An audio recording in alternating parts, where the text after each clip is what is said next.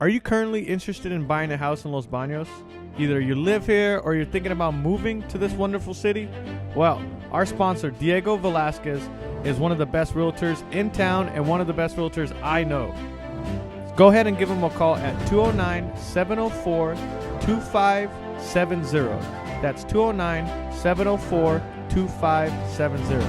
And if you do call him, make sure to mention the hassle of hair. Thank you guys. Thank you for supporting. Remember, support those that support us. Now back to the episode. What happens when you get a married couple that quit their jobs to pursue their dreams? You get us, the hassle of hair.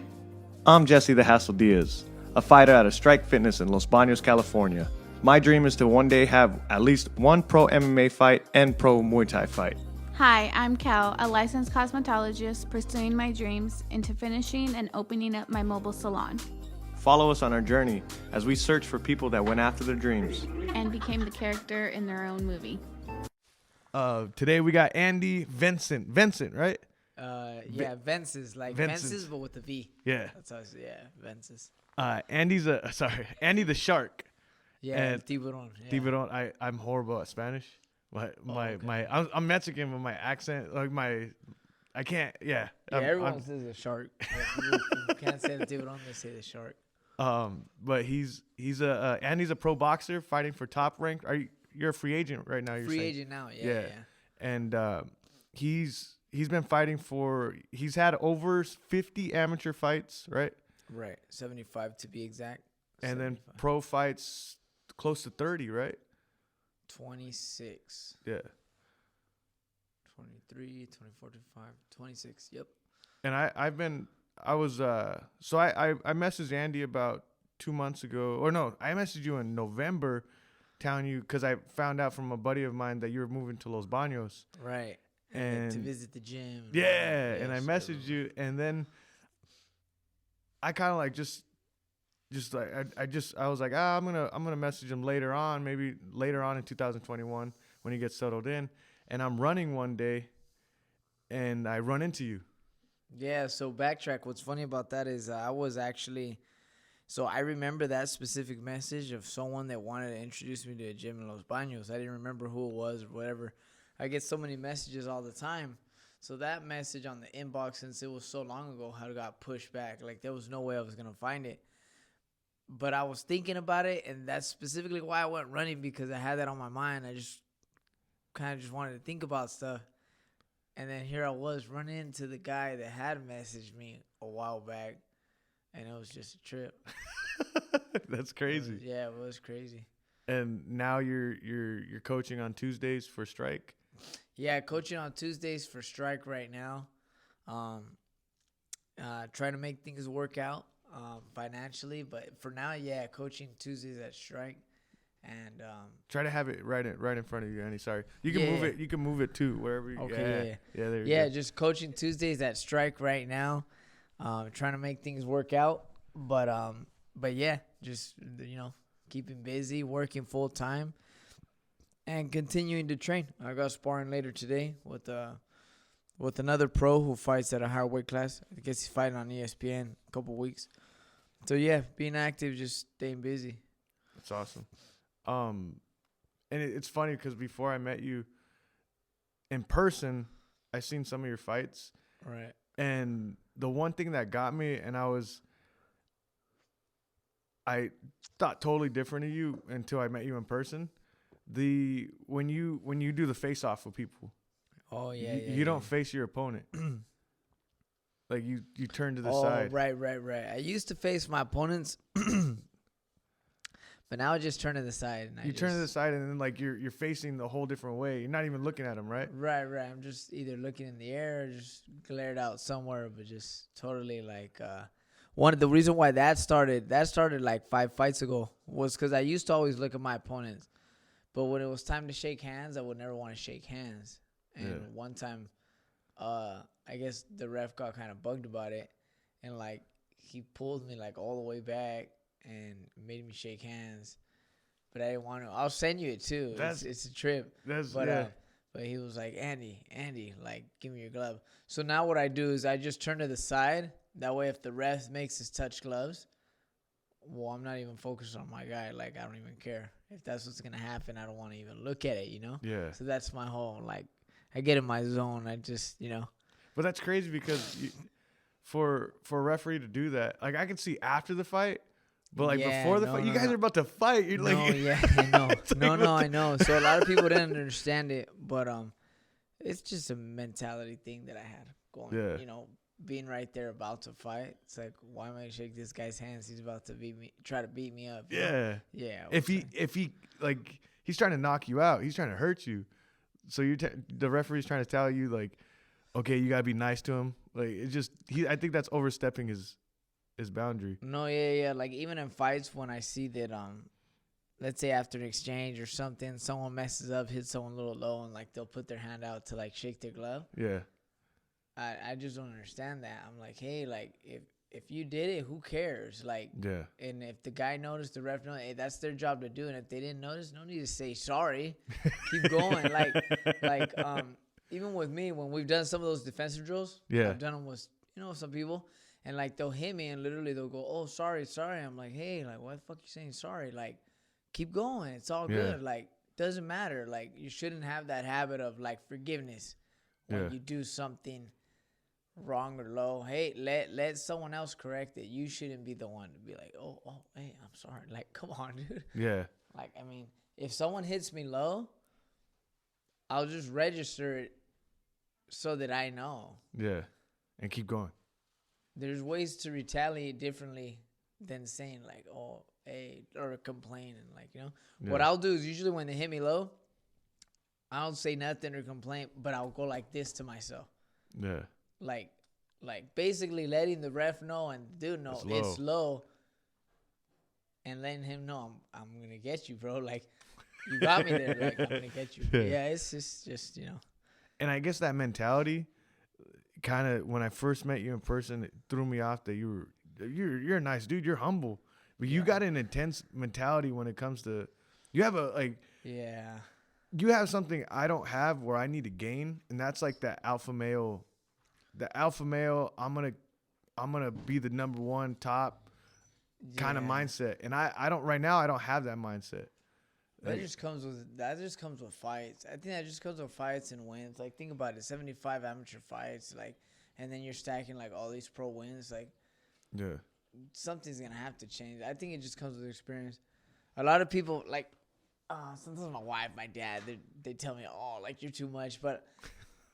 Like, it's something that has gotten me in problems and in trouble. But then again, it's a mindset as a fighter that makes me me. Yeah. So it's like, I feel like if I take that away, well, then who am I now, Like, that's the fighter I am. And that's the fighter that comes out of me being like that. Like I told them, like, I don't know how to change that. Like, that's just, like, I don't know. That's just the meanness and the dog in me, to do that.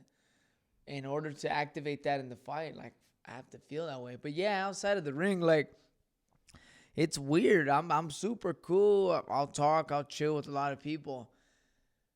Let me fix. Summer is almost here, guys, and that means pool parties. That means swimming, fun in the sun. Do you guys have a pool? Do you guys need pool service? Or you guys got a pool that needs repairs? Well, our sponsor, Castro's Pool Service and Repair, is the person for you. Give them a call at 209-675-5418. Remember, support those that support us.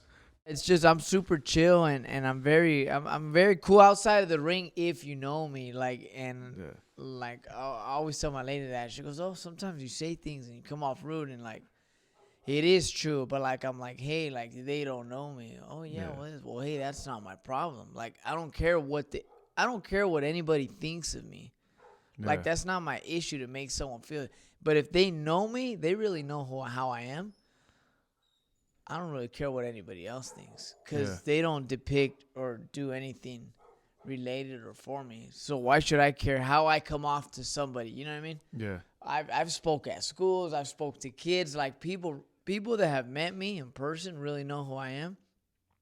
Now, the persona that just comes out of me, whether in the stare-offs, the fights, whatever. Now, there's two different worlds. There's society and there's the fight world. And in the fight world, it's you versus him, and it's up to you if you want to return to your family. Like, that's just how I see it. Like, a lot of people look at this sport like, oh, it's boxing, it's MMA, whatever it is. Like, yeah, it is, but anything could go wrong in that fight where you're not walking back home correctly. And, like, that's really what I think about, like, when I train and I spar. Like you don't play boxing. Like, you just can't play that. Like I was cut my last fight so bad. Like, yeah, I fought through and everything, but then I thought about it, I'm like, damn, like, what if like blood would have went in my eye and like would have caused me a vision blur? Or what if I would have lost my sight? Like, didn't happen. You're not thinking about that, but it's like after you reflect and you realize, like man, like you're putting a lot on the line just for like people's entertainment, and that's what it is. That's what we love about it. But at the same time, you gotta look and realize it's not a game when you're in there. That's why I train the way I train, with that like ferociousness, and at the same time spar and fight that way, because I know what it is.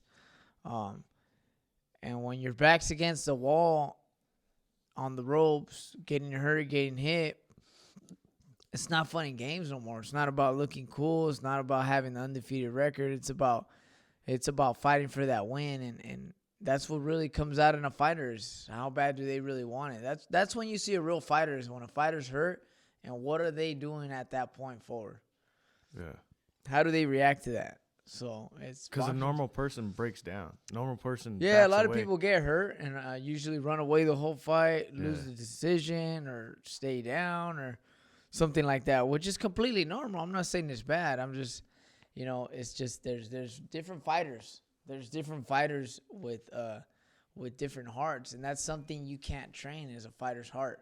Yeah. A fighter's will and a fighter's heart are two of the things. It's like those two things right there are like unpredictable in somebody. Yeah. Whether they have the skills or ability, but if they have that heart, it's just, that's when you're in for a good fight, when you're fighting someone with heart. Yeah. And that's something you can't teach. Yeah. You either have it or you don't. That was, I think that's what I love about fighting, because it's awesome. Because I've had my first fight with Coach. That was, we were talking about, because before we started, I was telling Andy one time, my coach was telling him that I broke my nose, and the first thing that comes out of your mouth, you're like, everybody breaks their nose. And I just started laughing. But the heart is what I love about fighting, because it tests you, right? Oh, I broke my nose, and that's when people think, oh, you're fighting for the fans, or you're fighting for when you got to promote yourself when you get to the higher level. But right. I was doing it just to test myself, and I got to be able to test myself. I love that. That's why I do have this picture here. It's not because I love showing off that I'm a fighter. It's because I lost that fight, but I still kept on coming forward. Yeah. You'd be surprised. A lot of people would be surprised what you can do when you do something that you thought you wouldn't do. Like the impossible. Like when you do the impossible that you never thought of. Like, you'd be surprised once you're there what you can do. Like, your body can do so much. But we usually cap off what we can do by mentally saying, "Oh, well, I'm not gonna do that," whatever. But your mind, if your body's trained and your mind is right, your mind and your body can do so much. Like, moving forward through like adversity, you'd be so surprised. Yeah. So surprised.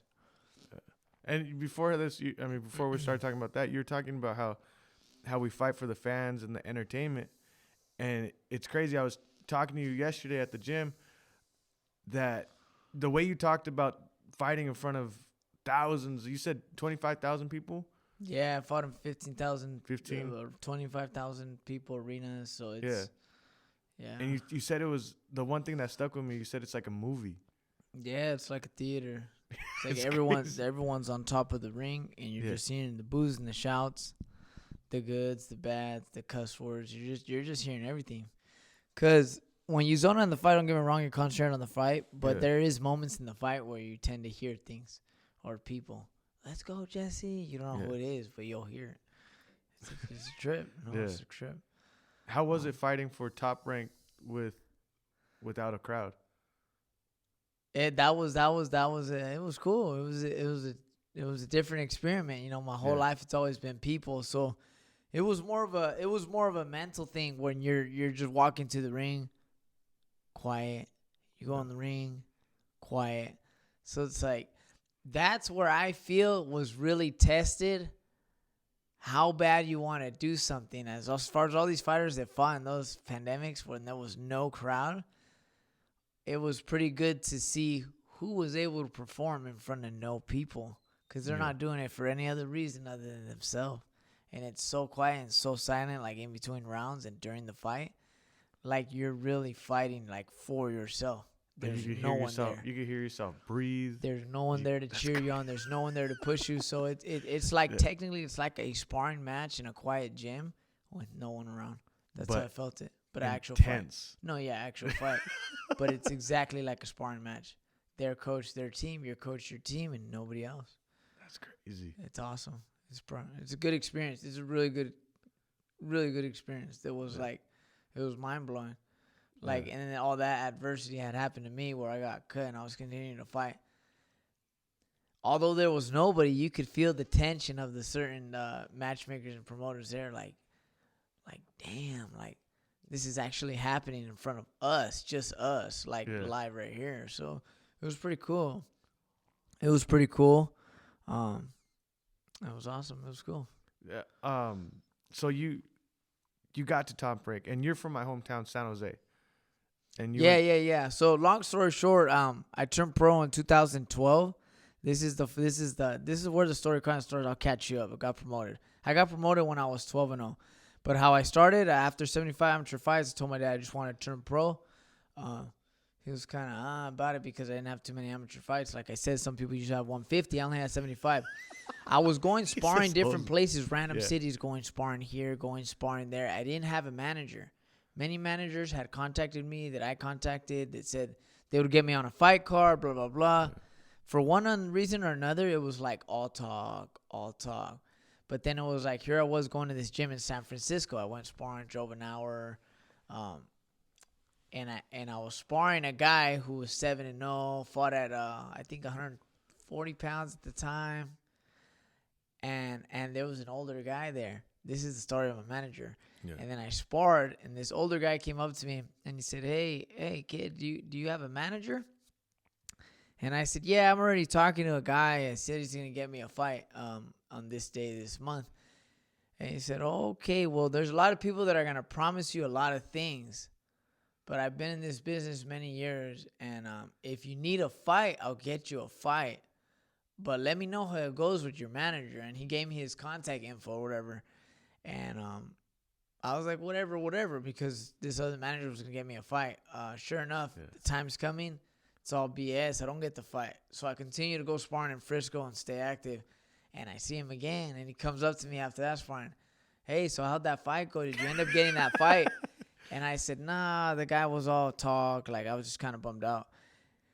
And then he said, hey, listen, I'm telling you, if you want to get fights, just I can get you fights. And then something about it in that moment told me, like, hey, like, this dude's like a good dude. Like, he's just trying to help. Yeah, because he already planted the seed. Like, he let you know what was real, what was gonna happen, and it happened. Then you see him again. It's just his vibe when I'm just talking to him. It reminded me of, like, my grandpa, like somebody like close to me. Yeah. So there you go. There's some points in life where you got to take a risk and you got to find out yourself. And this is one of those moments where it's like, do you want to see what's on that side or not? So I just told him, what is there to lose, right? Like, I want to get a fight. And I knew how to fight, so I wasn't scared to fight. Yeah, 75 pro. So I told him, amateur. I told him, yeah, that's fine, I'll do it. And he says, okay, well, come in, you meet me here in San Francisco this day. Let's drive up to Sacramento so we can license you and pretty much so he could sign on as my manager. So this is like all official. So I'm like, oh man, like, because I seen the contract in Sacramento. So check this out. Long story short, that contract in Sacramento, managers are supposed to take, people don't know. Your check, you get paid, and people don't know this, but you got your trainers 10%. That contract for the manager in the standard state of California is 33%.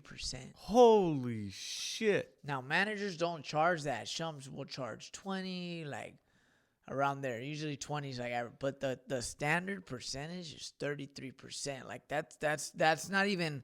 Someone can't even tell you that's ripping you off. That's like California standard, 33%. So think about that. 33%, 10% for the trainers, 43%. Plus you got to set aside for your taxes. You're looking like at 50% or more. But then you spend the amount you spend on food. Of course. All that. Let's just say you walked practice. away from work 1 month. Now you're looking at all your bills for the month, food, training. So it gets tough. So anyways, we signed that contract, but I told him, I was like, hey, Herb, 33%. Like, I was kind of concerned. Like, I was like, hey, 30. He said, hey, don't worry. I'm not going to take anything away from you until you make over 10. Yeah. I was like, oh, that's hella fair because as it is, we're not making nothing. Yeah. And sure enough, this manager put me on fight cards for my first fight. The only catch with him, not even a catch, but the deal we had was I had to sell for him a certain amount of tickets to fight on these cards. That way he wouldn't take a hit on the money to put me on the card. From me selling so many tickets, he'd bring in that money, and he'd only cover the little gap if there was a gap. Let's say I didn't make enough money on the tickets to fight on the card. Because what people don't know about boxing is they got to pay you. They got to pay the opponent who comes from, let's just say, any state of California or from Mexico. They got to pay his plane ticket. They got to pay the trainer, the fighter, the hotel, the food. So it gets pricey just to put someone on who's not promoted on any local fight card. So that was our deal. I would sell as many tickets as I could, and I started off my career fighting my first fight in Sacramento, and a lot of them were in Redwood City, and I lived in San Jose. So it was perfect to sell tickets because... Let me fix that for you. I don't know what's... It's Autism Awareness Month, guys. All April long, we will be highlighting autism. My mother was a autism teacher's aide and was always telling us and bringing light to us what autism was. I want to thank Patrick for the sponsorship and bringing the idea of highlighting autism all month. Thank you guys and enjoy the episode. Anyways, I was selling tickets to fight on fight cards, but sure enough, this guy was keeping me busy, fighting me every 3 months.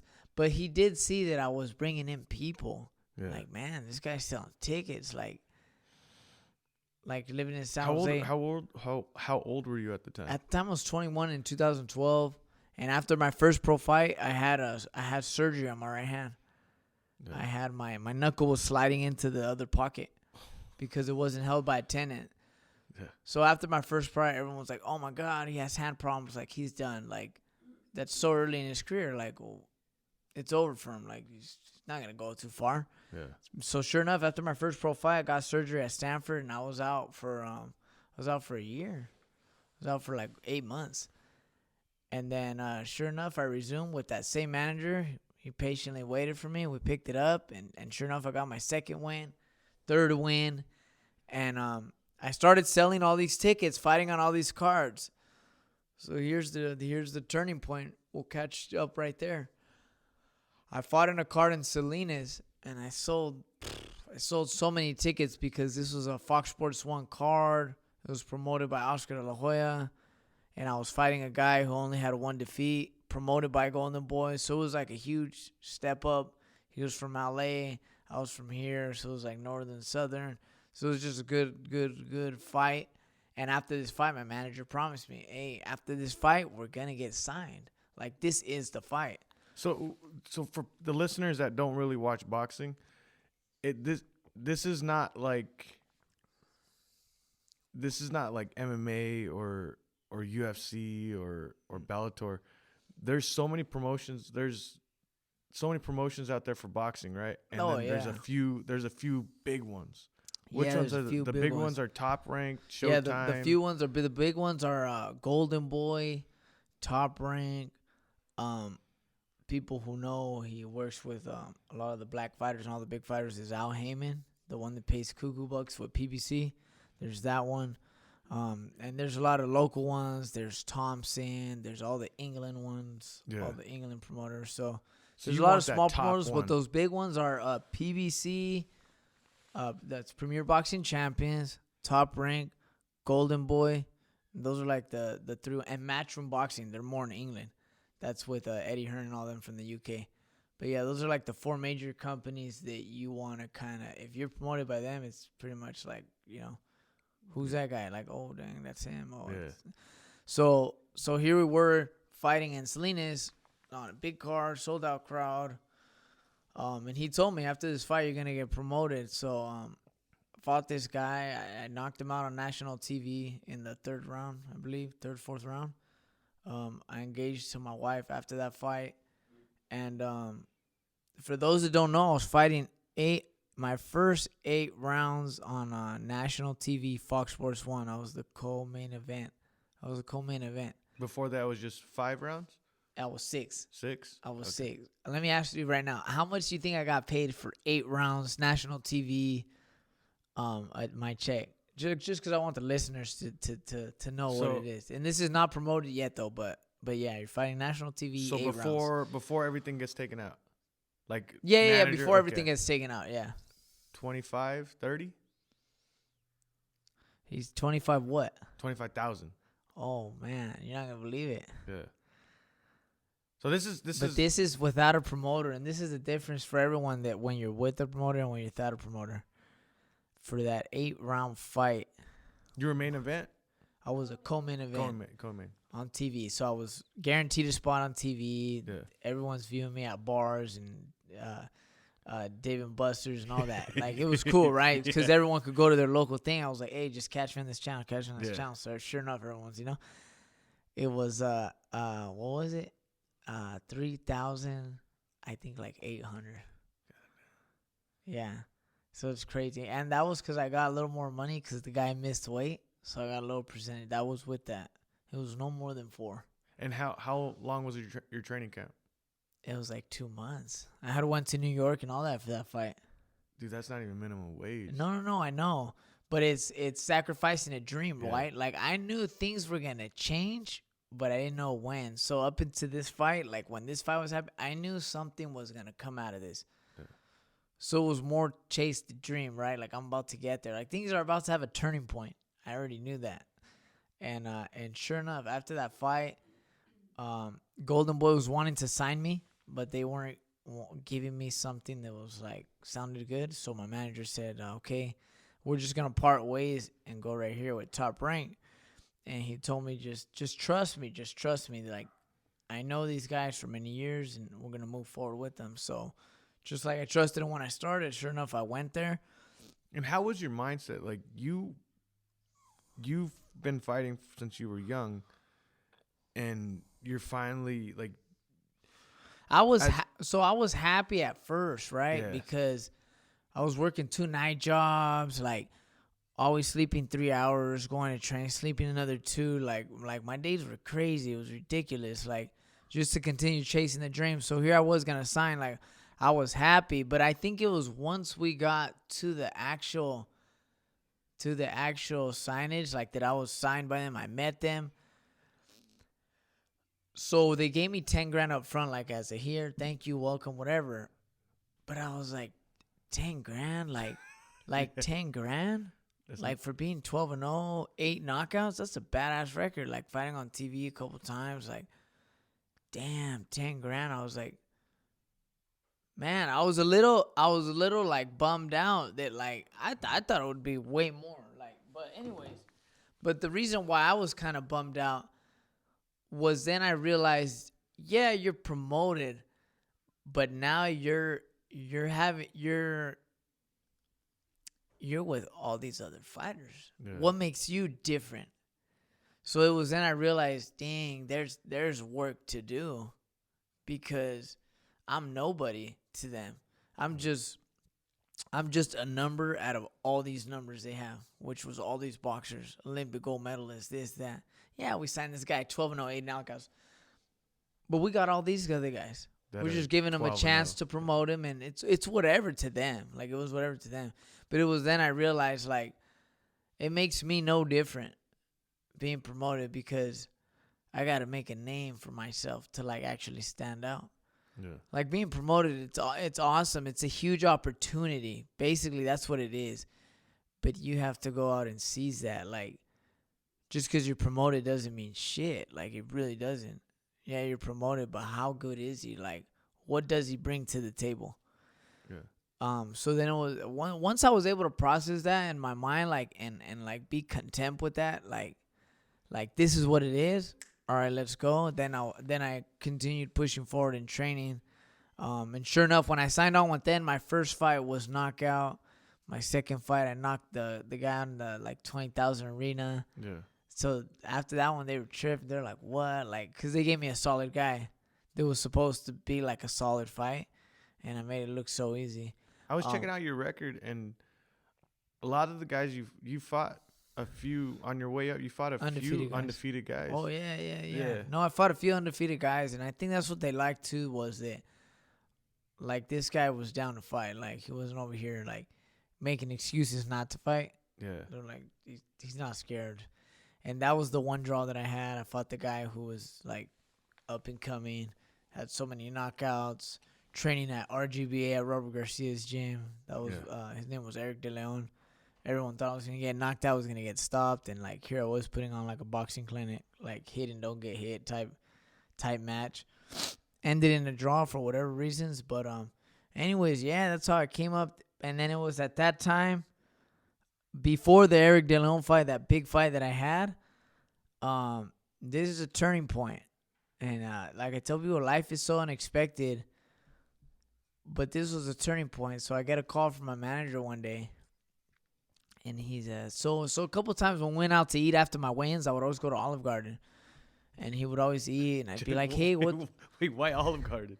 You just like pasta? It was just the after when I was 2-0, from 2-0 on, I've always ate Olive Garden after every fight. That's so I don't crazy. know. It was just because it's pasta, and it was just, I don't know, it just sit right. It sat right in my stomach. Like you're like at the professional level now, and like you're still going to Olive Garden. Like, you should get sponsored by that. Yeah, so that's what everyone said. So there was another fighter too that I guess did that too. His name was Nonito Donaire. But it was weird because when I would go to Olive Garden after my weigh-ins, I would see a lot of the other fighters that weighed in too. Yeah. They'd be like, hey, what's up, bro? I'm like, dude, they're here too. Like I'm not the only one, you know? Yeah. But I don't know. It was just, I don't know. Just, I always had Olive Garden. Except after my last fight during the pandemic, since things were closed, people weren't allowed. My wife actually had prepped all my meals when I took off to Vegas to eat what I'm going to eat after weigh-ins, what I'm going to do. So I followed a strict regimen. It was pretty cool. But here it was. It was before that fight, after the, so it was after I would say like, it was when I was 18-0, when I won my title and I defended it once. We would always eat with my manager at Olive Garden, and I noticed here and there, like, he wouldn't eat too much. I'd be like, hey, what's wrong? He'd be like, oh, I don't know, my stomach hurts, blah, blah, blah. Just kind of random, right? I didn't think too much of it. I'm like, oh, okay, maybe, just not hungry. And then one day he calls me. He calls me like crying. He calls me crying. He's like, hey, like, hey, I need to talk to you. But I could tell like something was wrong. Yeah. Like, hey, like, what the hell? Like, I was crying. I was like, hey, Herbs, what's wrong? He goes, nah, I just need to see you. I need to see you. But finally I got it out of him. I was like, hey, Herb, what's wrong? He goes, well, and he always told me this. He always told me that he would always be here for me on all the fights and in my career. He told me he'd always be here for me. And then it was after I fought in front of those 20,000 people. I told him, hey, Herb, let's take a picture. He goes, oh, I don't like pictures. And I told him, hey, Herb, like, let's take as many pictures as I can with you, because this is all I'm going to have to remember from you when you're gone. Yeah. And he goes, oh, don't worry, I'll be here for a long time. And I said, Herb, you don't know. Life's unexpected. And ever since we took these pictures, right? And then here he was calling me, and he told me, hey, Andy, like, we need to talk. And then I finally got it out and said, hey, Herb, what's wrong? He goes, well, they detected I have a tumor in my stomach, and I only have this many days to live. And I was like, oh, shit, like, what the fuck? Like, this is really happening. Like, I started crying. I was tripping. Like, what the fuck? Like, this guy brought up my career. Like, what's going to happen? Like, there's so many questions start running through your head, and you start panicking. But my thing was, like, it was just, like, so unexpected. Like, everything was going so good. Like, you feel like you're on top of the world. You got this, you got that. But like they say, you can't have everything, right? But yeah, he called me with that one, that he said he had like a certain amount of days to live, and that he had cancer, and that he was already like in the hospital, like staying there. Yeah. So I was like, oh shit. So I talked to his wife. We get the address. We'll find a way to go down there. But this time he was helping me. He was helping a fighter from Frisco, a fighter from Sacramento. He had like 5 of us. Yeah. That he was hard behind us, helping us. So sure enough, we go to the hospital, and it was right there laying down. And then I'll show you a picture now. And then he's laying down, and you know, I just start crying because I see him in the hospital wardrobe. And how many days before did you see him? Like, oh man, it was like within 2 weeks when he passed away. It was fucking fast. Like, they told him, dude, like, it's all over your stomach.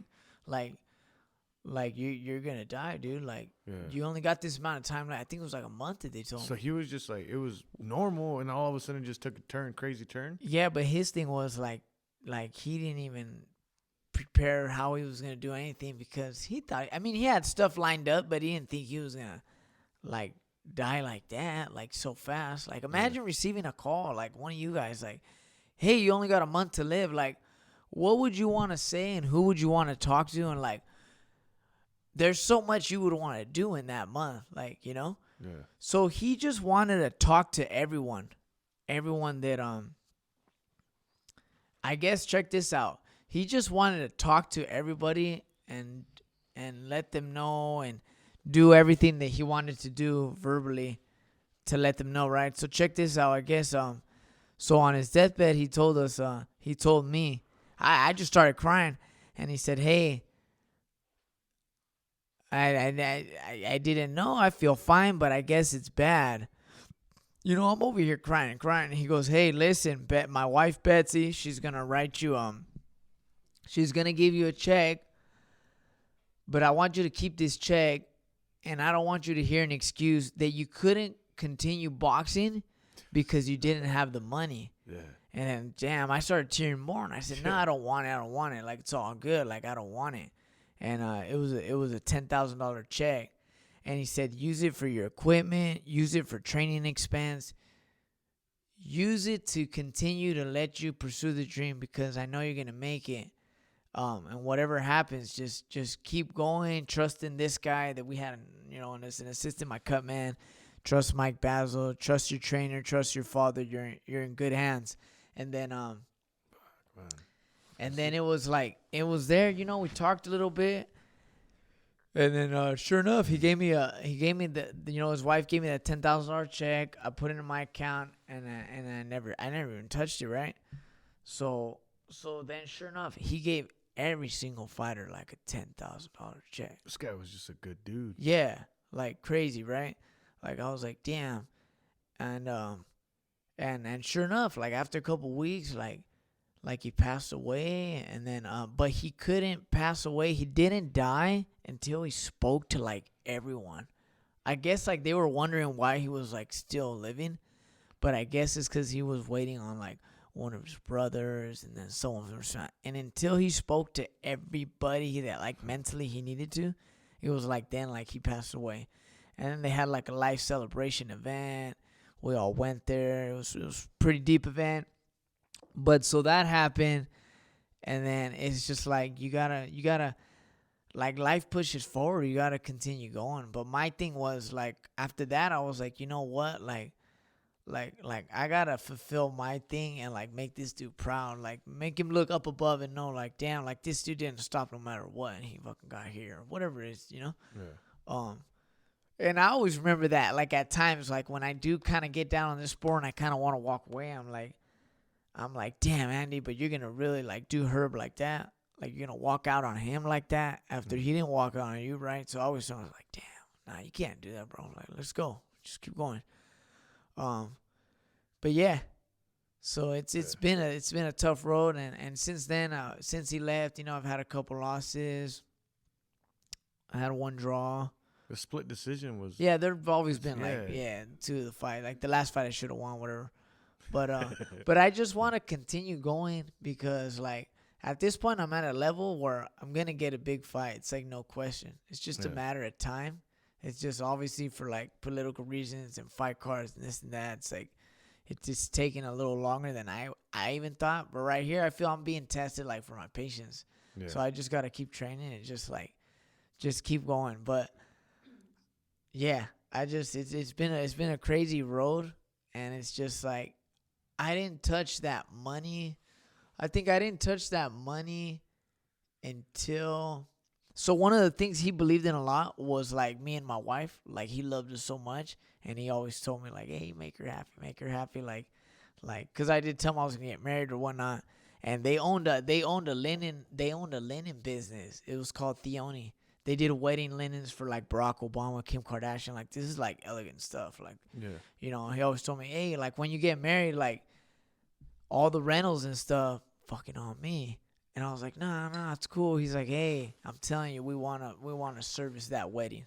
Like anything from your napkins, your forks and stuff, like we got it. So anyways, when I started planning for my wedding or whatever, like sure enough, like his wife reached out, like everything on her house, bro. Like walk through the shop and like pick out anything. So our wedding was like, it was crazy, right? Should have been like so many thousands. That wedding was like $100,000, like literally if I would have paid for it. But we had like so much help from people. But that was literally when I touched a little his money, like to get married, and like for my house too. Because I know those were two of the most things that he believed in, like, hey, just make sure you make your wife happy and make sure you get a place, you know. Yeah. So I made sure it went to good use, and I still have that amount like invested in like, you know, like stocks and stuff like that. But it was up until then that I touched it. Like other than that, I didn't touch that money. So it came to like a crucial moment in my life where I knew it was gonna be for something good. I kind of picked at it or whatever, but life's crazy, man. Like life's crazy, like, you know. That guy. So sorry, Herb. Mm-hmm. Herb, right? Herb, your manager, was kind of like the way you describe it from when you met him to. He would even help fighters like you who were like they had no experience, no nothing. Like he would build them up as long as they would sell him tickets. Like he would help this nobody like become a somebody like locally, like kind of big, and he would use them to fight on these little cars so that they could sell him his tickets. But in a way, he would help them too. He wouldn't put them in over their head. He put them in like really good matches and stuff like that. Because you as a fighter have a chip on your shoulder. The way I've seen some of your interviews, as though like you're the underdog, like you just posted yesterday saying that people will count you out, right? But you just keep on going. You keep on going, right. And you talking about Herb, he kind of like pushes you through all that, right? Well, yeah, because check this out. When Herb left, Herb was my source of like being taken care of was because of Herb, because he was connected with all these top guys and he knew how to talk to them. He knew how to act, how to conduct himself. It was because of Herb I even got signed. It was because of Herb I even got a title shot, because he was the one who had all these built relationships for like so many years. Yeah. Like to say it's not what you know, it's who you know, and that's so true. Like that guy, it was because of that guy I even got to where I am right now. Yeah, the hard work and everything was on me, but it's because of him being able to equally have the situation as he did and be able to move things along. Yeah. Because a manager and fighter relationship, especially with boxing, you have to be in the gym training. Yeah. So, and that's the cool thing about him. He would always come visit me at the gym. Yeah. So he wouldn't just be a manager and like not being there. Like he would see the work that goes in, the errors, how I got hit like this and like that. And then he would see the performance. So he would see the whole process. Like he wouldn't just be your manager and not be there. He'd actually go to the gym every week to see you spar. Hey, where are you sparring? Check me out. Okay, I'll be there. He would meet me like everywhere, dude. It didn't matter if it was 3 hours away. He just wanted to see the progress and what I needed. And throughout the time, I did end up changing coaches because he said, hey, I see this. I don't like this. Like, you need to change this. You need to change that. And like once we were with a good coach, like he said, hey, like I mean, it's working. You're doing good. You're not getting hit as much, this and that. But like he really enjoyed seeing the process, even the weight cut. Like he knew even the weight cut process that we would do. Yeah. And we would follow, and he was just all forward and just such a helpful guy. Like here and there, he'd bring, this top of the line like sparring equipment. Like he brought me, like I think it was after 2 years or the first year I even met him. He's like, hey, here's a box of brand new winning sparring equipment like that I figure you could use since you're gonna go pro. I don't want you getting hit too much. Make little jokes, right? Be like, oh my god, like this is like brand new winning gear. Like this is like $1,000 like for the whole gear. Like damn, hey, thank you. I'm like, I don't even know how to thank the dude. Like I haven't even made money on the fight. He's not even taking his cut. Yeah. Like I was just selling him tickets. Here he is, like give me like Adidas boxing shoes and stuff like that. Like crazy, bro. Not only to me, like to all the other fighters too. Like pairs of shoes or something. Like he was just all for like the sport. I guess that was his passion. He had his business, but like his heart was boxing. Yeah. Like he just I guess loved like seeing the fighter get to where they wanted to get. Like crazy, bro. Like it was just It takes a different kind of person. Yeah, it really does. Like you don't find people like that anymore. Yeah. Everyone's out for something. Like that's just how it is. The world we live in. Like, but he was really, really old school, where he was just one of those dudes who genuinely just wanted to help. Yeah. Did any of your relatives box? Any of my relatives? My grandpa did. My grandpa boxed. He was a Golden Gloves champion in Mexico. Okay. Yeah. Yeah. Got fast hands still. No, yeah, he's fast. Yeah. No, my grandpa was a featherweight. Well, he's pretty small. Yeah. My grandpa's very, very small guy. Yeah. It's funny because my grandpa passed away when I was like 5 years old, and I don't remember too much about him, but everybody would say like he hated Rocky. He hated the movie Rocky because I love Rocky. He said it was so fake. Like he's like, you can't take that much damage and still like be okay. No, for sure it was fake. But you know what? The movie Rocky's brought out is like, for me, even as a kid when I was like 13, 14, seeing the movie Rocky was like, it's just so, and that's why Rocky, they've inducted him to Hall of Fame and this and that. It's like, what? That fool's never boxed. But it's that Rocky was able to touch and inspire like so many people to actually become somebody they never even thought, was because of that. The humble starting, his growing up and not stopping or not giving up, like that right there, like it's a trip, like that's awesome. And kind of like that's what I'm noticing about fighters, but not. I mean to get to about your level, that level, because you're a former champion, that level where you're a champion the rest of your life. Like you made it, you got a belt. Well, so what I had something called the Continental America's title. So it was like a title. No, I know it's still.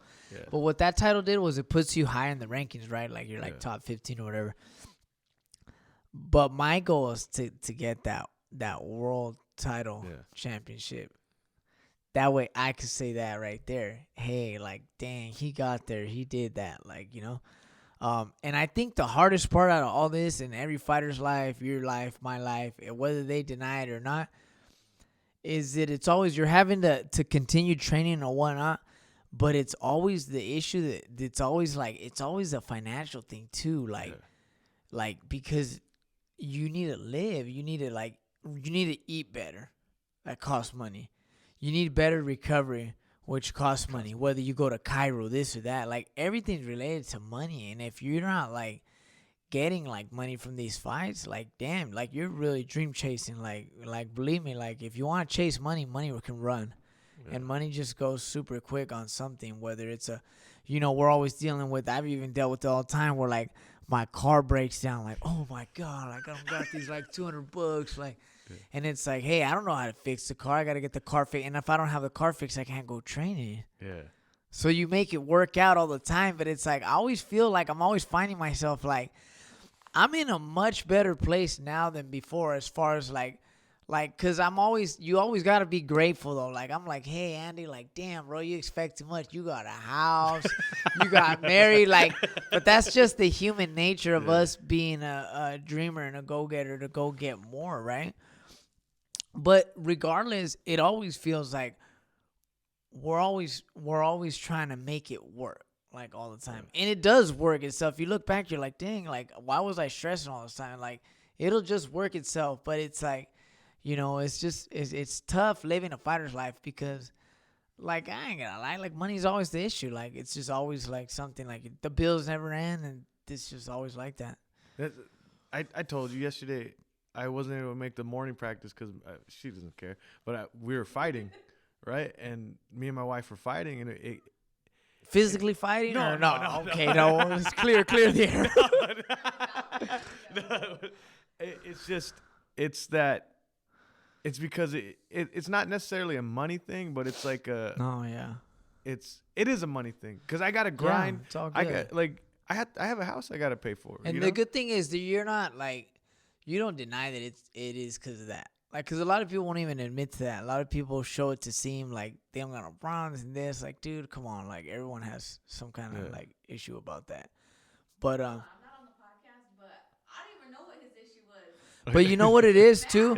But you know what it is. Just talking it out and conversating. Like, I just feel like even me and my wife, like I tell her what I can do as far as what I can even afford as far as us in a relationship. Like, hey, I'm taking care of the bills in the house. Like, my hands are tied against my back. Like, that's all I could do. Yeah. Like, that's really all I could do. And I'm not used to that because, I would always like take her out here and there or there and there. But like, as soon as we come over here, like, I started ingraining that. Like, hey, like, my hands are tied now. Like, if anything, you're taking me out. Like, like, no, I can't, bro. Like, the page turned, like, it turned that her mother-in-law would help us out a lot, but she's already like 53, got laid off from her job, so she's not even working. So I'm like, it's all good. Like, there's a point in our lives where you got to step up to be an adult, and that's fine. But as long as there's everyone around you that understands the situation, then it makes it a lot easier. But yeah, I always tell my wife like that, like, hey, this is what I have to pay, this, and this. So, but I respect fighters that are married or that have families because I know what they're going through. Because the hard part is like, how do you? Because there comes a point where you have to provide, correct, but at the same time you got to train, correct. So it's like it's a balance that not many people could do. Yeah. I know exactly what you mean as far as seeing another fighter that's, in this and like this or like that, because it is true. When I see a fighter that's, I don't know, 18 or younger and looking all flying, thinking they're on top of the world, I'm like, damn, like, these dudes don't even know. Like, they have no clue as far as what it even is being like a real fighter, like fighting through all these things to continue training. And but see, that's what's gonna make your story better than anybody's is when people look at that. Like, how many people look at me and go, damn, like, dude, he started in San Jose at San Jose Pal with all of us, and look at where he got to. Yeah. And he ended up getting married and getting a house. And he's still going. Like, so it's, you got to look at it like your story's that's only going to put like a cherry on top to make it sound like crazier. Is that, like, damn, Jesse started as a coach, training classes, was right here every day, and look, he went there. Yeah. That's badass. Like, that's, like, there's nothing more motivational than someone seeing someone normal, like, be somebody. Yeah. And that'll also drive people nuts, is that you were a normalized guy, just like every other coach, just like every other person, and you still got there. Yeah, people get bothered by that sometimes. Of course. Like, I was watching. People envy a lot of people. It's weird, right? It is weird. That's just like that. That's just life. People envy you for success. People envy you that you're like them and that you ended up doing something. Like, I don't know. That's just the life we live in, the world we live in. Yeah. That's why I don't even get scared to share like my thoughts on IG or how I feel, because you know what? Like, it doesn't matter. Like, if that's how I feel and that's how I see it because of this happening, well, then that's me. Hey, and if it bothers you, that's your fucking problem. Like, hey, it's just, I try not to focus on others too much, just myself, because I'm so busy. I don't even have time for that. Yeah. Like, I'm like, I tell my daughter all the time, don't watch people. Like, be the one being watched. You know what I mean? Like, and if people want to talk about your problems, even better too. Like, I'm just, And like I said, like on the whole boxing world stuff, like it's boxing. Like people voice their stuff all the time. Who cares? Like every time I see problems with other fighters in between us, I'll be like, oh yeah, like hey, I like him. He's right. He's tight. And that's it. I don't get too involved, but I'll be like, oh, that's tight. I like how he said that. That's cool. That's true or you know, something. But just in the fighter world, there's a lot of drama too. Think about it. You got competitors all in one world trying to be the best, trying to be this, trying to be that. So like, all it takes is one bad sparring, your sparring story's gonna get shared. Yeah. This was whack. This was whack, and it's crazy because like being in the fight world and training and trying to fight, you forget what normal people are like. Oh yeah. Fighters are different. Yeah. But I feel like if you're able to be successful at this, like I just feel like I'm able to be so successful at the fighting. Right, I still want to get somewhere. What I always remind myself is continue to learn, continue to listen, continue to work hard, continue to train. All that's cool. But what I know in my mind is that I can do anything I want as far as like at a job or this or that. I feel like if I was able to learn this for so many years, I could learn something new just by putting my mind to it. That's why after my boxing career, I'm not worried about anything as far as like job or anything. I know as soon as I depict my focus somewhere else to do something, I'm going to do it right away. Like that's not even a problem. Were you good academically? Like in school, were you? Academically, I was good. I went to college. I have 37 units in college. So I do have some college. I went to college. I had A's and B's in college. But it's just, I don't know, man. Like the drive of working out and pushing yourself. Like it was at 3-0, I believe 4-0, where I was in San Jose City College, middle semester. I'm getting called for sparring left and right. I have another upcoming fight. And I was just like, yeah, like, this is tough, bro. Like going to school and training and sparring and like I can't even keep up with the work. So I was like, damn, tell my mom like this is it. Like I can't do it, bro. It's either one or the other. I can't do both. It's either I'm gonna be a fighter and like put this focus here or the school, because both of them will start at interclass where I had sparring. Hey, it's because I have class and you can't make it. No, I can't make it. And it was becoming too much because I didn't need to spar for these fights to prepare. So I decided to go home and I told my mom, I was like, hey, mama. So me and my mom have a different relationship than me and my dad. So it's two different worlds. My dad supports me in boxing, and he's all like for it, like to the T. And my mom's not. Like she just doesn't like the fighter life. She doesn't like that. It's scary fighting. She just doesn't like the lifestyle and the security boxing provides than a real job. You know what I mean? She's more like the old school way, which I get it. But my mom's so helpful in other ways as far as helping me, like, with nutrition and stuff like that. Like, sometimes she'll provide me and my wife, like, with some of the food, and then my wife cooks it. So, like, my mom's supportive as for my health and my well-being and, like, just, you know, being, like, healthy and a better person. I know it's not secure. Like, it's, like, secure. Like, boxing's not secure. But at 29, you got a house. Like, no, for sure, that for sure. But her thing is like, hey, like now you just need to secure yourself, like by all means, like that's just bottom line. She just feels that way, you know. Yeah. But hey, I respect her. She feels that way, and I get it. I feel that way too. But there's a lot left for me that I'm like, dude, like I can't walk out of that, like you know. Yeah. And that's what my dad always reminds me of. Hey, patience. Good things happen with patience. Just like the stocks, Andy. Remember? patience. Yeah. So he drives me in a different way. I'm like, fuck, that was right. You know who's a good person to talk to about stocks? Is that tall guy Diego. Diego? Super smart. Oh, my dad's a stock genius, bro. Yeah. I call him a stock genius. He lives 6:30 a.m. to 2:30. He has 2 computers on. One for work, one for the stocks, and he's watching everything. That's great. Like, so I'm telling you, this guy's reading articles, just sending me so much stuff. I'm like, dude, I don't even have time to read. I'm like, I'm training. Do it for me.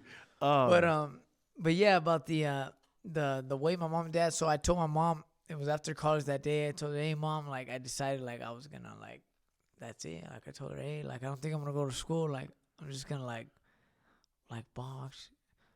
She goes, oh well. You fucking better do something. You don't want you in the fucking house if you're not going to go to school. Like, so then the whole bad thing here was I continued boxing, all that. But what was I doing on my free time? I was playing Call of Duty, like at home. because I had nothing to do. So I was Yeah. always on the mic. Hey, get the fuck down. We're just always playing. I was always playing with my cousin on Call of Duty. Yeah. That was my downtime. And then I'll get ready, go to the gym, go running in the morning for a certain amount of hours. Like, I'll play Call of Duty. I got nothing to do. Yeah, you're only training 4 to 6 hours a day, right? Or even Yeah, I was training 2 in the morning and then 2 in the evening. yeah. I So was it's training just like my there's 20 more hours in the day. What are you gonna be doing? No, I know, but it was Yeah. kind of bothering her day after day where I was just pursuing this life, and then Yeah. I think it was the time that bothered her when I had a gap between fights, like my 4th to 5th fight. Sorry, my 5th to 6th. It was like, well, 2 months passed and he doesn't even have a fight schedule. Like, what's he started annoying her that like, dude, what are you doing? You're playing all day. Like, but Yeah. it wasn't that I was playing all day. I had one training, I came back, but it became like a routine. Like, think about it. You're seeing someone in a room play. So it kind of started bugging her, and things started getting like a little friction to where I was coming home knowing she wasn't happy with me pursuing what I wanted to do. Yeah. So, long story short, things ended bad, and I ended up moving out, and I went to my dad's. But at the time, my dad and my mom were like divorcing. Yeah. So my dad was living like in a little back house shackle. But I was like, Why does the guy always have to do I that? know, right? I know. My dad tells me that too. So anyways, he was living in that back room, but hey, he opened his doors like he always does and said Yeah. like, hey, like you live with me. And it was then where things got real for me as an adult I was 20, I was about to go pro. I was like 20 and a half, 21. Was it, I always lived with my mom being, I could say spoiled. Like, I never bought the house stuff. I never bought this. I never bought that. I never bought the toothpaste. I never bought the, like, little things, right? The food was always there. I never bought my own shit. Like, I was living on mom's. But it was at my dad's. Like, yeah, my dad, he helped out with the food. But then it was like, I started realizing, like, dude, like, I got to buy these shavers. Like, it's hella money. Like, Yeah. I was looking, I'm like, damn, like, that's a lot of money. Like, but I was using these on, like nothing on the go. No, I mean, my mom was helping me out with it, you know? The shampoo, this, and that. I was like, dude, I'm making $10 at Party City. Which one, by Food for Less? Oh, Is it was that- on the south side, on Blossom Hill and Cruiser. Oh, okay. There was a Party City. Yeah. So I was like, dude, like, I can't make it. So it was like a reality check for me. Like, seeing how far the money could go and how I had to use it. As a parent, I think now Oh my looking God. looking at it from that angle, as a parent myself, like I see what your mom did. Like your mom was like, "Hey, you're getting lazy outside of boxing," and then she's all right, go live with your dad, see how it is, and then you got it. Whatever, go see how it is, and that just like a wake up call. Yeah, and I think I was kind of disappointed with my mom because, Yeah, you know, she's not supporting my dream, whatever. But you see things different as you get older, you know? But it was really, really like, at the time I was training in Stockton. So I remember working at Dad, I didn't have money for gas. So my dad used to pump gas for me. Like Okay. before I went to work, he would go to the gas station and leave me with gas.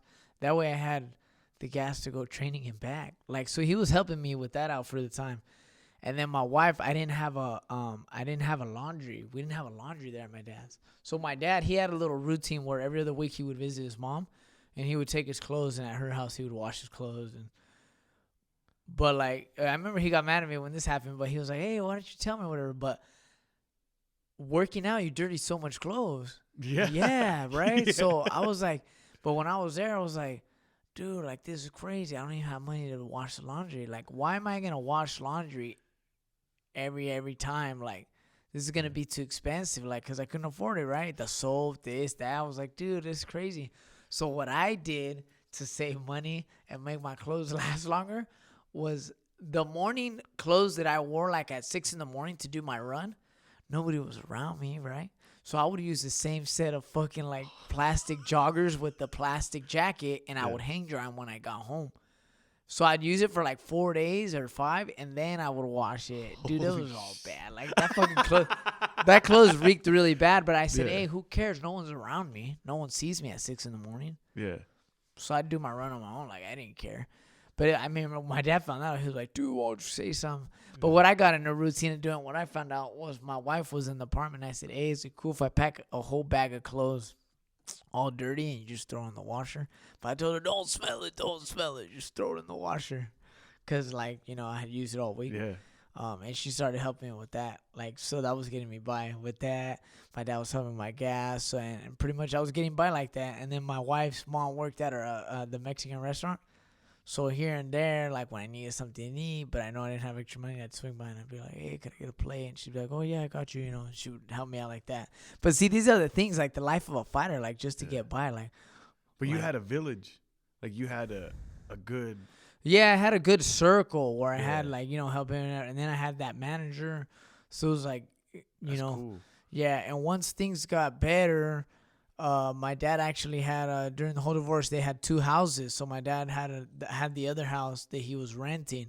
So I had asked my dad, hey, could me and my wife and her family move upstairs and they'll pay you rent? But that way I could have like somewhere to stay at. So your dad went from shack to 2 houses? My dad went, no. So my mom had a house. My dad had a house. Like through this whole divorce, they both had their own house. Yeah. Well, not their own house, but like my mom was living at one house, and my dad pretty much had access and stuff to the other house while all this divorce stuff got solved. Yeah. During the time, my dad ended up like meeting another girl and stuff, moving on with his life. So once he was from I call it the shackle, went from the shackle when he was ready to move on to there. Got it. I went into the rental property, and then there was 2 other guys upstairs. But I told my dad, hey, instead of renting to these 2 other guys, why can't I just move my wife and her family? That way it'll be us. Yeah. You help them, they help you, And so sure enough, we made that happen. But then after a year, he ended up, the whole divorce ended, so he ended up losing the house. Mm. And then I ended up going to an apartment back with my wife's mom and her and all them. And then I started contributing every month, my $1,000 every month, like just to help her mom out, So you haven't had a stable living environment till now, right? Well, all the time up in my mom's, like I was super taken care of up until I was like 21. Once I moved out, it was always bouncing around, and it was like a reality check for me all throughout, like and just trying to fight. Just trying to fight and then trying to live somewhere where it was going to be, like, affordable. Yeah. Especially in San Jose and then Central Valley. Yeah, no, it was crazy. And then it just worked out right here with the whole being the whole house, because leading up to us getting this house, her mom loses the job out there in San Jose. And she's the breadwinner. She's the one paying the rent, the whole apartment. So I was like, oh, my God. Like, dude, I'm so glad we're moving because I can't pay this $2,600. Yeah. And that was that year. It goes up $100 every year, so it's gonna be like 27 the next. The year before that, we were paying $3,000 in that little place. It was crazy, plus the cable and all that. And I was only contributing like $1,000. I don't know why people do it. I really don't. I don't. I think they're so used to living there. Yeah. Cause my girl's mom, my wife's mom is having like little withdrawals here and there. Cause like she lived in San Jose since she moved from Mexico with her kids, and like she's been in San Jose. Like, think about it. She's 53 years old, and you're going to move her out of somewhere she moved from Mexico there, and you're going to bring her somewhere, like, right here. Yeah. Like, she's having a little withdrawal as far as adjusting. But it'll fix with time. It's not for everybody. But, I mean, Los Baños, you see it. Los Baños is growing, right? Yeah, it's just the money's out there, Jesse. I'm trying to bring the money here. No, I know, but that's the thing. All the tech centers, it's just like, that's just the way it is right here. It's like, the money calls everyone over there. Look at 3, 4 in the morning. So I was tripping out. So when I started leaving here at 8 in the morning to go train, I was like, why isn't there no traffic hardly? Like 8:30? Because everybody's gone already. Yeah, so I was like, fuck, like there's no traffic. Hey, babe, you can work in San Jose, no traffic. Yeah. I'm like, dude, there's no traffic at that time. It's crazy. But then it was when I was getting off of my night shift back home, like at 3 in the morning. Dude. I was like, what? 3:30's crazy. Yeah. I was like, damn.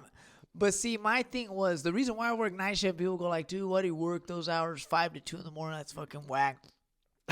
Is why are you going to fight for the 7 to 3, the 9 to 5, right? This is what everybody fights for, right? Yeah. Everyone fights on that road for the 9 to 5, the 7 to 3.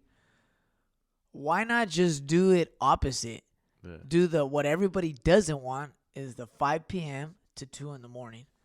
I get no traffic at all. Not one. Even an accident doesn't cause traffic. Yeah. and I'm off at a time where the road is empty.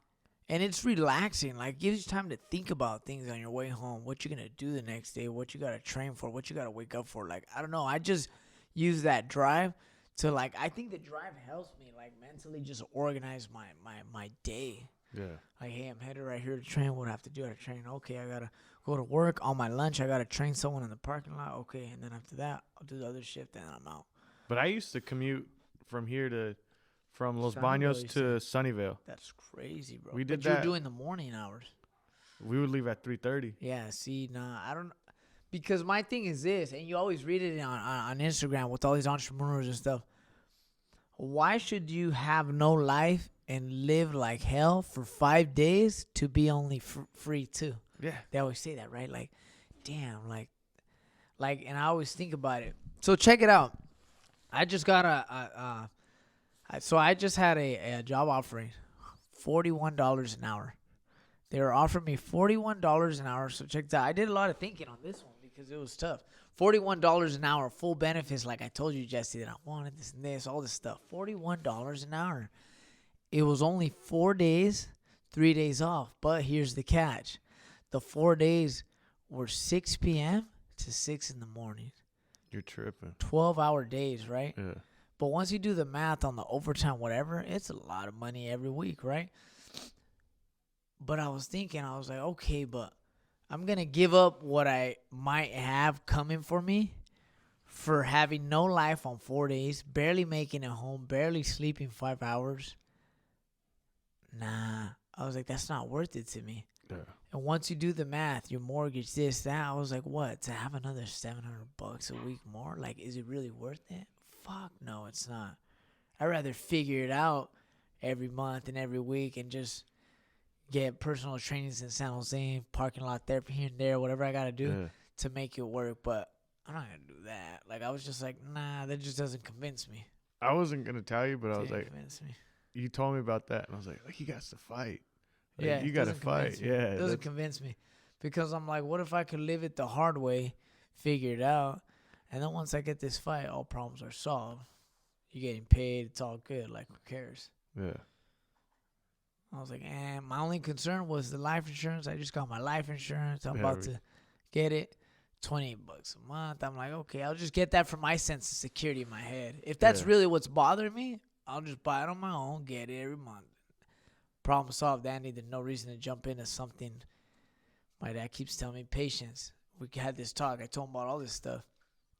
He's like, dude, you got to be patient. Just got to chill. Just keep working hard and it'll come.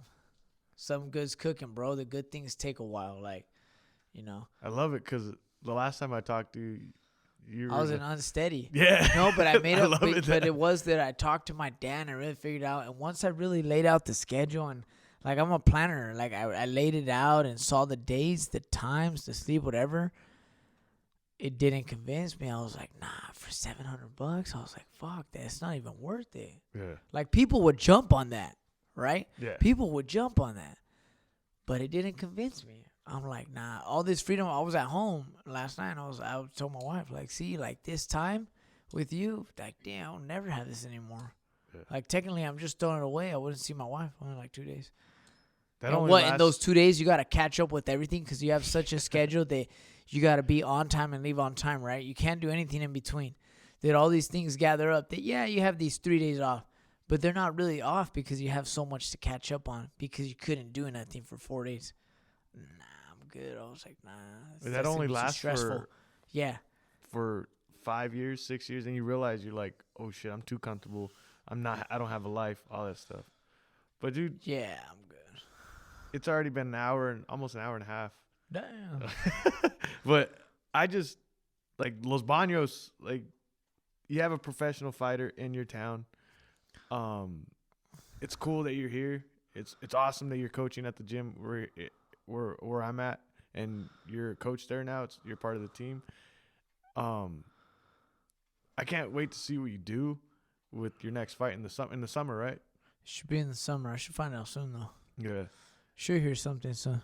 And it's what you've brought to my training, like, not just my mindset. It made me realize I need to have that that intensity. You have that intensity without even talking. Like, I can't explain it. Like, you're a fighter. Yeah. And it's hard because in that gym that we're at, yes, there's people that are training to fight, but I'm the first fighter there. So I'm surrounded by people that don't really know the world that much. And it's hard to keep that mindset when nobody else has that mindset of all in. I'm gonna fucking take over the world. Right. You know, so you bringing that and just being around you at least once a week, it's refreshing. Yeah, no worries. Yeah, and just to everyone to end the thing, just remember, don't get like you. For my advice to you as a fighter is don't be afraid to change. Like, something's gonna need to change. One thing is, hey, if nothing's happening, you gotta go get it. If the work's not around, you gotta go get it. It doesn't matter whether the drive, this, that. Like, you can't make excuses about anything, because at the end of the day, there is gonna be changes that you have to make that are gonna be tough. They're gonna be like crucial. Like, hey, how could I do this? I can't.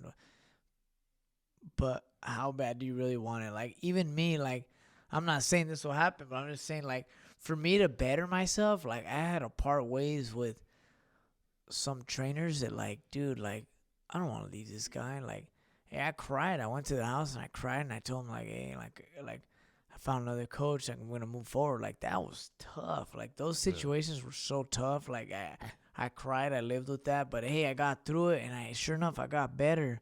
And then that same situation happened again. And you start gaining this, like, confidence and experience, knowing that every change you're going to make is not just to try it. You know you're going to get somewhere better, you know? Yeah. And that's just how I take life, too. Like even training here at Strike, like, I'll be honest. Like, if someone reaches out to me, hey, we want you to train here, blah, blah, blah, this we're going to pay you, whatever, I'm going to go for it. Yeah. I'm not afraid of the change. But I just like to always end things on a good note with whoever gives me a hand or something. But it's like, you can't be afraid of the change or get comfortable like, oh, no, I'm just going to do this. Or, like, opportunities are going to throw themselves at you, and it's up to you to take them. And just to everyone listening, just every fighter, MMA, boxer, just work hard and don't focus on what's cool or how do you want to be, or that you want to be like this guy or that guy. Like, do it because you want to do it. Follow your passion because you want to follow it. Chase your dreams because you want to chase them. Don't try to belook no one. Just focus on yourself. Work hard and good things happen. Don't worry about how I'm going to get my first fight, who's going to coach me. Just work hard. Go to the gyms. The guy, Anthony. What's his last name? Oh, Doe? Yes. Anthony Doe? I think I saw him at AAA when he was working security. Yeah. Talked to him, had a good conversation with him, but it was right there instantly, like, I knew, like, damn, this guy has a job, this guy's training, like, he's trying to take it serious, like, he's not playing around. And it's like people like that are just so focused, and like, you train hard, you're following your life, but you're following your dream. Like, good things will happen. Like, you don't need to worry about the outside things. Yeah. And just try to not be around things that aren't gonna be efficient for you or productive. Like, all my boys, I have a lot of boys, but I only hang around certain friends, and I'll hang around someone, like, but we're not really hanging out. We're actually doing something. My boy hung out. We're having lunch at my house, but he came to help me do something. Or I'll go see him, but we're at the gym together, spending time. Like, that's the way I spend time. I don't spend time by going with them to eat and seeing what we're going to get into or something. Nah, it's like, there's one of my boys named Noe. I see him every Sunday. Every Sunday I see this guy. But I always see him because Saturday night, I spend the night at my mom's in San Jose just so I catch up on rest. I pick him up Sunday morning, and we're at the gym like at 9:45. We train for 2 hours, go to my house to have lunch, and then I go back to work to San Jose to drop him off. So it's not even like we're hanging out, but we're hanging out doing like things productive. And other than that, I don't really hang out. Like, I get a lot of boys that invite me to Vegas, whatever. And it's like, dude, like, wasted time. can you hear yourself, bro? Like, how the fuck am I going to go to Vegas? Why the fuck would I go to Vegas? Why? I'm married, bro. Like, I'm married. Why the fuck would I go to Vegas? Like, hey, it's all good. It's all fun. Like, I've been there. I've been single. High school. I enjoyed the time of my life. I lived it up. I did a lot of bad things. I did a lot of good things. But it was like, I'm just so focused and in a better place. Like I don't have time for that. Like I really don't have time. Like if it's not making money for me, or if it's not productive or something I'm gonna learn, I don't need it. Yeah. I'm super sold on it. Like, and don't let anybody throw you off your path, and don't get sucked into that. And trust me, find yourself a girl and just stay focused, because women are gonna throw you off, and it's all for the look. The look. Everybody's fighting for that look, but that look's not gonna get you nowhere. Like, it's really not. And like, goddamn, that's awesome, man. I can't thank you enough for doing this. Like, you didn't have to, so Nah, it's all good. I got you. appreciate it, man. That Andy, guys, where can people find you on Instagram? So on Instagram is El Tiburon Vences 1. So that's as it spells, El Tiburon. Or you can put Andy Vences. That should pop up. And then I do have a Facebook fan page. It's all capital letters, Andy Vences. People can follow it. And then I don't really use my Twitter, but it's at Andy Vences. Yeah. Yep. Yeah, guys, go check them out if you haven't really watched boxing. Yeah, I love you guys. Peace out.